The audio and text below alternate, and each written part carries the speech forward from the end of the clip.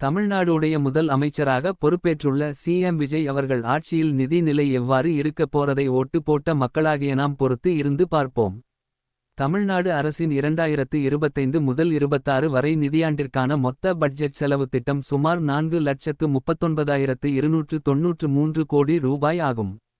இதனை தமிழ்நாடு முன்னாள் நிதி அமைச்சர் திரு டாங்கம் தெனரசு அவர்கள் மார்ச் 14, 2025 அன்று சட்டமன்றத்தில் தாக்கல் செய்தார். முக்கிய விவரங்கள். மொத்த செலவு திட்டம் டோட்டல் எக்ஸ்பெண்டிச்சர் 4.39 லட்சம் ரூபாய் கோடி. மொத்த வருவாய் ரெசீட்ஸ் எக்ஸ்க்ளூடிங் பாரோயிங்ஸ் 3.32 லட்சம் ரூபாய் கோடி. நிதிக்குறைவு ஃபிஸ்கல் டெஃபிசிட் 1.06 லட்சம் ரூபாய் கோடி. மூலதன செலவு கேபிட்டல் எக்ஸ்பெண்டிச்சர் 65,333 கோடி ரூபாய். அதிக நிதி ஒதுக்கப்பட்ட துறைகள். கல்வி சுமார் 53,000 கோடி ரூபாய். சுகாதாரம் சுமார் 31,000 கோடி ரூபாய். ஊரக வளர்ச்சி சுமார் 29,000 கோடி ரூபாய். போக்குவரத்து மற்றும் சாலை சுமார் 22,000 கோடி ரூபாய். மேற்கண்ட விபரம் 18 மே 2026 தேதி அன்று சாட் ஜிபிடி மூலம் கிடைக்கப் பெற்றது. இந்த அரசில் நிதி அமைச்சராக பொறுப்பேற்றுள்ள திரு செங்கோட்டையன் அவர்கள் எவ்வாறு செயலாக்கம் என்பது சற்று காலத்தில் மக்களுக்கு புரியும். கே. செங்கோட்டையன் அவர்கள் தமிழக அரசியலில் நீண்ட கால அனுபவம் கொண்டவர்.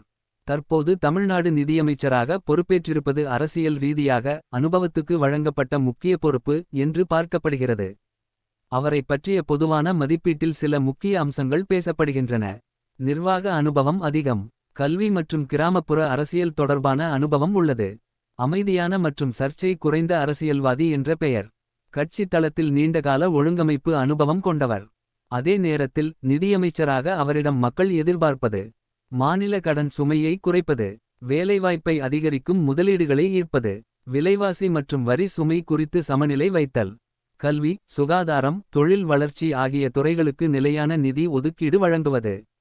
ஒரு நிதியமைச்சரின் வெற்றி என்பது பட்ஜெட் வாசிப்பில் மட்டும் அல்ல. அறிவிக்கப்பட்ட திட்டங்கள் நடைமுறையில் மக்களுக்கு எவ்வளவு பயன் தருகிறது என்பதில்தான் மதிப்பீடு செய்யப்படும்.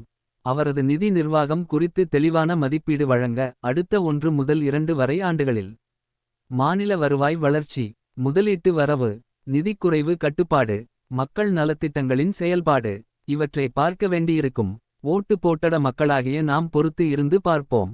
சிஎம் விஜய் உடைய மாற்றத்திற்கான அரசு நிச்சயம் வெற்றி பெறும் என்று எதிர்பார்ப்போம். வெற்றி நிச்சயம். இந்த டிவி சேனலில் உங்கள் வியாபாரம் மற்றும் தொழில் சார்ந்த விளம்பரத்தை கொடுத்து உங்கள் ஆதரவை தருமாறு கேட்டுக்கொள்கிறோம். இந்த டிவி சேனல் தமிழ் யூடியூப் சேனலுக்கு நீங்கள் அனைவரும் தொடர்ந்து ஆதரவு தருமாறு கேட்டுக்கொள்கின்றோம்.